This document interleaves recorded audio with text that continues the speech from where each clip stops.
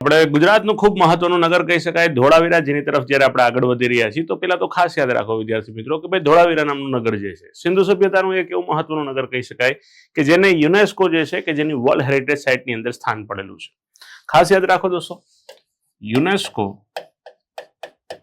યુનેસ્કોની વિશ્વ વિરાસત સ્થળ કહી શકાય, વર્લ્ડ હેરિટેજ સાઇટ કહી શકાય કે જેની અંદર સ્થાન મળેલું છે આપણું ધોળાવીરા નગરને. આ ધોળાવીરા નગર ક્યાંથી પ્રાપ્ત થાય છે તો કે સાહેબ ગુજરાતની અંદર કચ્છની અંદર ખાસ એવું કહી શકાય કે ભચાઉ તાલુકો જે છે જેની અંદર ખદરીબેટ નામનું નગર જે છે કે જ્યાંથી આપણને ધોળાવીરા મળી આવે છે. ઓકે, સ્થાનિક લોકો જેને કોટડા અથવા તો ટીંબા તરીકે ઓળખે છે. ખાસ યાદ રાખો, કચ્છની અંદર ભચાઉની અંદર ખદરીબેટ પાસેથી આપણને પ્રાપ્ત થતું હોય છે ધોળાવીરા નામે નગર. ઓકે, નજીકમાં એક નદીનો ઉલ્લેખ છે જેને આપણે કહીશું લુણી નદી. એવું કહી શકાય કે આ નગર જે છે એને સ્થાનિક લોકો કયા નામથી ઓળખે છે તો કે ખાસ યાદ રાખો દોસ્તો, કોટડા અથવા તો ટીંબા તરીકે ઓળખે છે. 2 વખત સંશોધન થતું હોય છે. એક વખત સંશોધન 1967-68 ની અંદર થતું હોય છે. જે તે સમયે સંશોધન કરતા હતા જેનું નામ હતું જેપી જોશી અથવા તો જગતપતિ જોશી. દોસ્તો, બીજી વખત જ્યારે આનું સંશોધન થતું હોય છે કે જે થતું હોય છે 1990-91 આજુબાજુ, અને એની અંદર ખાસ જે તે સમયે સંશોધન કરતા બનતા હોય છે RS બિસ્ટ, જેને બીજા શબ્દોમાં આપણે કહીએ છીએ રવિન્દ્રસિંહ બિસ્ટ. ઓકે, તો દોસ્તો 2 સંશોધન થાય છે. 2 વખત આ સાઇટ ઉપર મોટા પાયે કામકાજ થતું હોય છે. હવે દોસ્તો, આ જે કંઈ સંશોધન થયું છે ધોળાવીરા નામનું નગર જે આપણે પ્રાપ્ત થયું, આ નગરના અવશેષો જે છે કે જેને ખાસ જોવાનો પ્રયત્ન કરીએ તો પહેલી મહત્વની વાત જે છે કે આ એક જબરજસ્ત સાઇટ કહી શકાય કે જે અત્યાર સુધી લગભગ તમને નગરો એવા મળતા કે જેમાં તમને દ્વિસ્તર જોવા મળતા. એક બાજુ ઊંચાઈ ઉપર કે ટેકરો કે ખાસ એ પ્રકારની વ્યવસ્થા હોય, અને બીજી નંબર ઉપર તમને સામાન્ય પ્રજાજનોનું નગર જોવા મળતું હોય છે. ગઢ અને જે કહી શકાય કે પ્રજાજનોનું, સામાન્ય પ્રજાજનોનું નગર જે છે એવા 2 ભાગ આપણને જોવા મળતા. ધોળાવીરા નગર જે છે એને કહેવામાં આવે છે દોસ્તો ત્રિસ્તરીય નગર. શું કહેવાય છે દોસ્તો? ત્રિસ્તરીય નગર.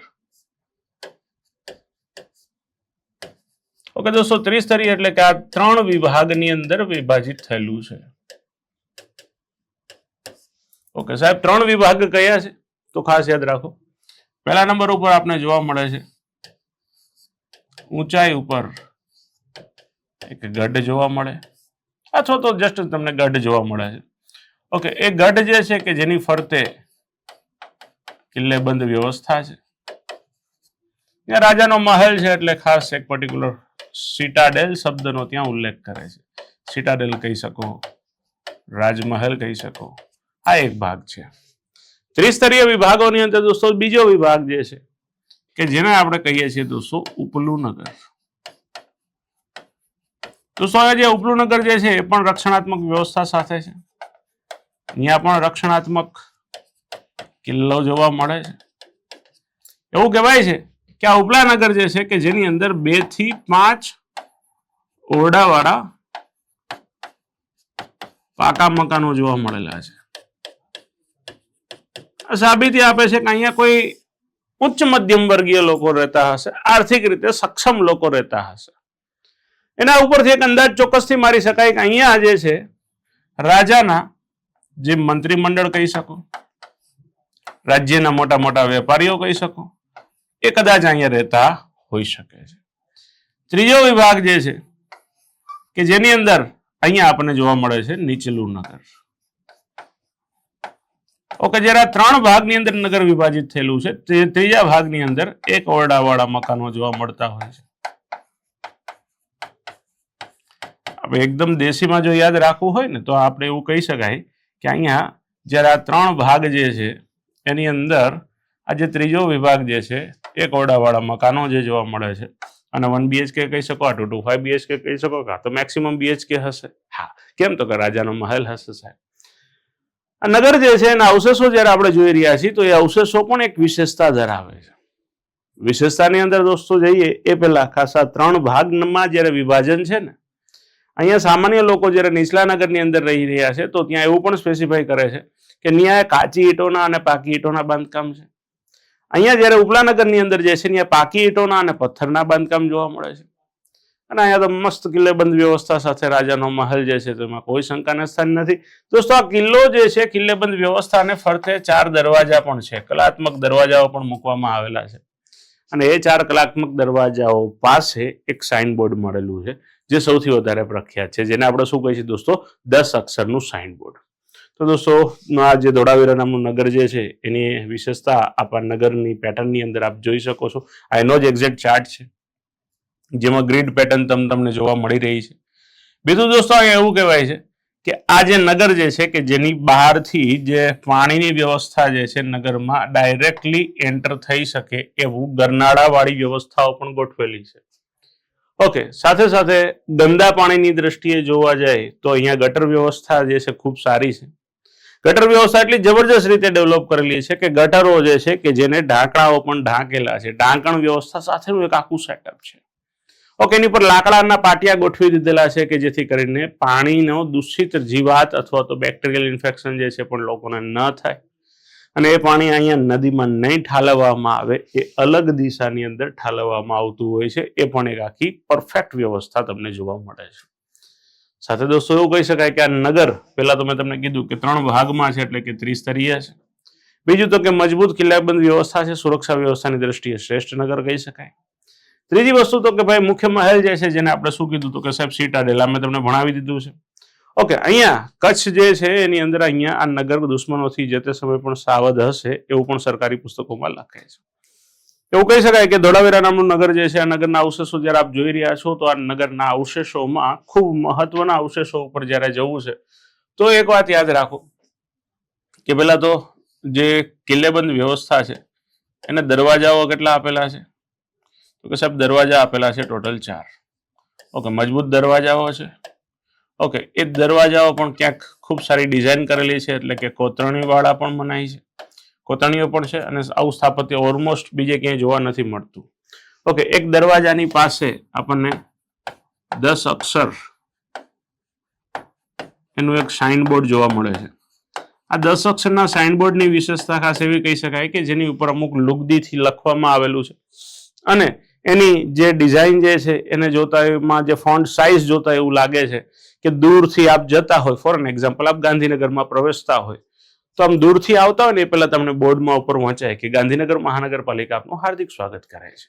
તો આવું જ કંઈક અહીંયા છે કે શું લખ્યું છે વી ડોન્ટ નો, કારણ કે આની લિપિ જે છે હજી સુધી સુકાયેલી નથી. ચિત્રાત્મક લિપિ છે ને ઘણા બધા ફોન્ટ મળેલા છે, પણ સારું શું લખ્યું છે એ પકડાતું નથી. જમણેથી ડાબે ને ડાબેથી જમણે ઝિગઝેગ ફોર્મેટ જે છે એની અંદર લખાતું હોય છે. તો દોસ્તો આ લિપિ હજી શોધાયેલી નથી, એટલા માટે ખાસ એમાં કેટલાક પ્રશ્નો છે.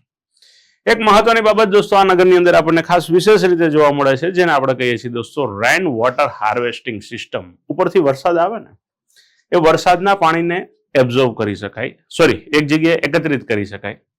એક જગ્યા ઉપર તમે એ વરસાદના પાણીને એકત્રિત કરો છો, સ્ટોરેજ કરો છો ને એ સ્ટોરેજ કરી ને વર્ષ દરમિયાન એ પાણી જે છે કે જેનો પીવા માટે ઉપયોગ પણ થઈ શકે.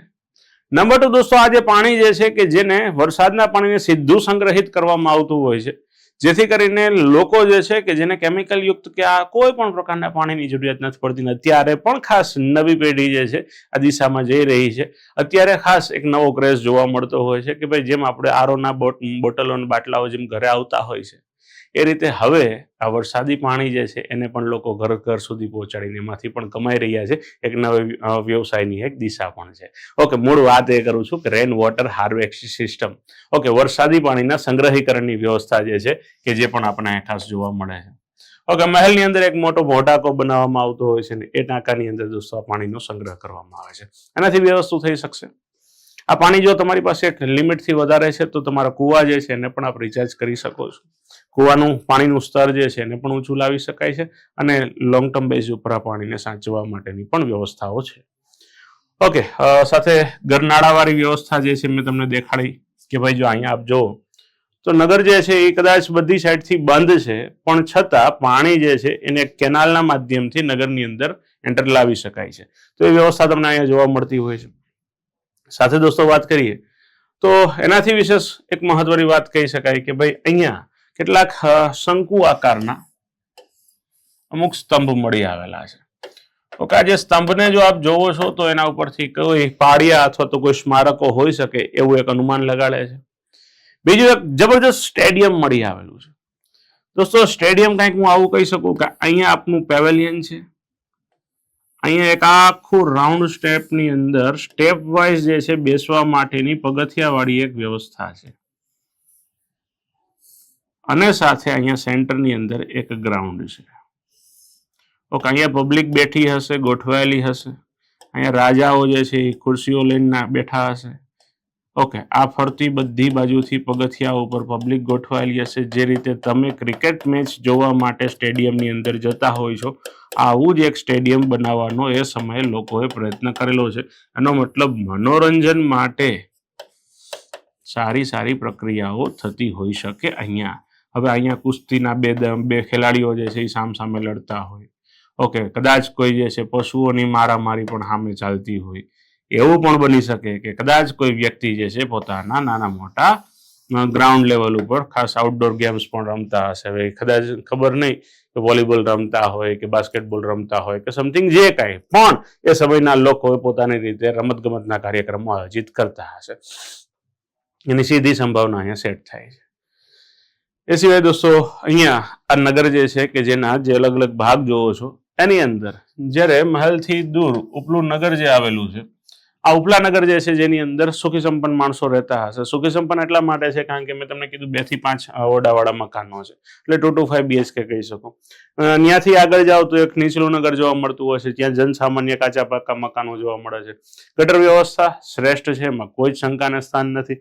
સાથે સાથે ગટરમાં ખાસ દરેક મકાનો જે છે એમાંથી પાણી બહાર કાઢવા માટે એક માટલાની અંદર સેટઅપ છે, માટલાથી ગટરમાં જોઈન્ટ છે. એ ગટરો જે છે એની ઉપર પણ ખાસ લાકડા જે છે કે જેનાથી ઢાંકી દેવામાં આવે છે.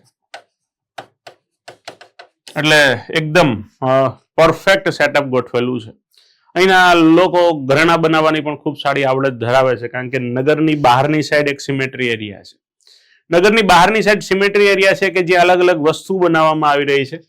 ત્યાં ખાસ આપણને પુરાવા મળે છે નાની નાની ઓડીઓ જે છે, જેમાં કોઈ ઓડીની અંદર ધાતુ કામ થતું હોય છે, કોઈની અંદર આભૂષણોની બનાવટ માટેનું કામ ચાલી રહ્યું છે, કોઈની અંદર ઓજારો બનાવવા માટે કામ ચાલે છે. ખેતીલાયક ઓજારો છે, યુદ્ધના ઓજારો નથી. હા, ઓજારો છે, ધાતુ કામ છે, આભૂષણનું કામકાજ છે. તાંબુ ગાળવાની ભઠ્ઠી જે છે એ પણ મળી આવે છે. પથ્થરમાંથી તાંબુ છૂટું પાડવું હોય તો એના માટેની ભઠ્ઠીઓ પણ ખાસ અહીંયા અવેલેબલ છે, મળી આવેલ છે.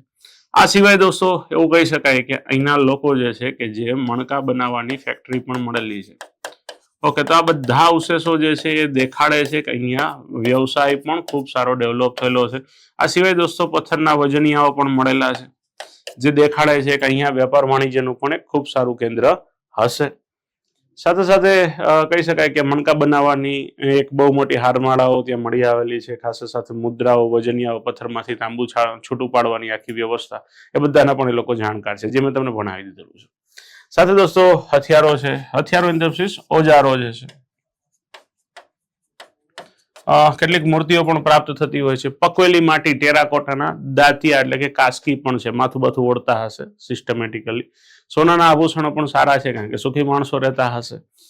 ઓકે, એનાથી વિશેષ એક ઊભા 6 અને આડા 6 એવી એક રિંગ પ્રાપ્ત થાય છે. 1 2 3 4 5 2 3 4 ને 5 આ ટાઈપની એક રિંગ મળી છે. સ્પેસિફિકલી કોઈ નથી નક્કી કરી શકતું કે એક્ઝેક્ટલી આ શું છે. કોઈ પંચાંગ સમજે છે, કોઈ હોકાયંત્ર સમજે છે, સંભાવનાગ્રસ્ત છે. ઓકે, સાથે સાથે સુમેરિયન ઇતિહાસની અંદર એક સ્પેસિફિકેશન મળે છે કે સિંધુ કાંઠે એક મહાબંદર હતું. તો એક અનુમાન એવું પણ છે પુરાતત્વવિદોનું કે સિંધુ કચ્છના રણમાં પણ આવતી હોઈ શકે. ઓકે, તો એને એક ફાટો અહીંયા મળી શકે, તો એ મહાબંદર જે છે એ મે બી કદાચ આ ધોળાવીરા હોઈ શકે ખરા. સાથે દોસ્તો અહીંયા જે કબરો મળેલી છે, એ કબરોની થોડી વિશેષતા છે. કબરોની વિશેષતા એ છે કે મોટા ભાગની કબરો તમે અલગ અલગ જગ્યાએથી જોવો ને તો તમને ઉત્તર દક્ષિણ મોટા દિશામાં તમને કબરો જોવા મળતી હોય છે. અહીંયા જે કબરો જે છે એની દિશા અલગ છે. કઈ દિશાની અંદર કબરો જોવા મળે છે? તો પૂર્વ પશ્ચિમ અને ઈશાન નૈઋત્ય દિશામાં જોવા મળે છે. કબરો જે છે એમાં મૃતદેહના અમુક હાડપિંજરો પણ મળેલા છે ને અમુક કબરો જે છે એમાં હાડપિંજરની બાજુમાં કોઈ નાની મોટી વસ્તુ, લોકોની જીવન જરૂરી વસ્તુ, કોઈમાં અનાજ ભરેલું હોય અથવા તો અવશેષો હોય. ઓકે, માટલાઓ કાળા અને લાલ રંગના કે સફેદ રંગના માટલાઓ મૂકવામાં આવતા હોય છે. અમુક જગ્યાએ એવું પણ જોવા મળ્યું કે આફ્ટર ડેથ એક નવી સિસ્ટમ છે, આંશિક દફન પદ્ધતિ. આ માટલું હોય, પેલા વ્યક્તિનો અગ્નિ સંસ્કાર કરવામાં આવે, પછી એના અસ્થિ જે છે એના માટલામાં મૂકવામાં આવે, પછી એ માટલાને જમીનની અંદર દાટી દેવામાં આવે. આને કહેવાય દોસ્તો આંશિક દફન વિધિ. તો એક નવી વ્યવસ્થા પણ દોસ્તો તમને અહીંયા ધોળાવીરામાં જોવા મળે છે. કબરો મેં તમને કીધું પૂર્વ પશ્ચિમ ઈશાન નૈઋત્ય, મોટા ભાગે ઉત્તર દક્ષિણમાં જોવા મળતી હોય છે. તો દોસ્તો આ આપણું ધોળાવીરા નગર છે કે જેને યુનેસ્કોની વર્લ્ડ હેરિટેજ સાઇટની અંદર સ્થાન મળેલું છે. આમાંથી મોસ્ટ આઈએમપી હોય તો 10 અક્ષરનું સાઇનબોર્ડ છે, રેઇન વોટર હાર્વેસ્ટિંગ સિસ્ટમ છે, અને સાથે સાથે દોસ્તો અહીંની ગટર વ્યવસ્થા છે જે ખૂબ પ્રખ્યાત બનતી હોય છે અને યુનેસ્કોની વર્લ્ડ હેરિટેજ સાઇટમાં સ્થાન મળેલું છે.